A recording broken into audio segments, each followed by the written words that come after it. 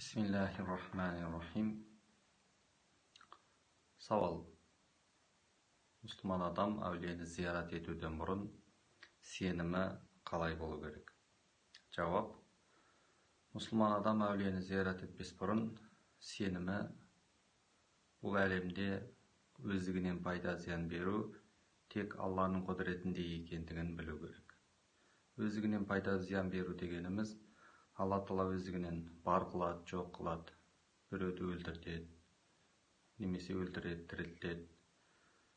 Біреуді бай қылады, біреу кедей қылады, біреудің денсаулығын жақсы етеді, біреудің денсаулығын нашар етеді, біреуге бала береді, біреуге бала бермейді, біреуді бақытты қылады, біреуді бақытсыз қылады, біреуге мансап береді, біреуге мансап бермейді.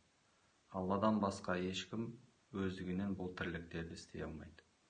Тек қана әулие пенделер дейміз, немесе пайғамбарлар, ізгі өткендер Алланың рұқсатымен ғана осы нәрселерге себепкер болуға болады.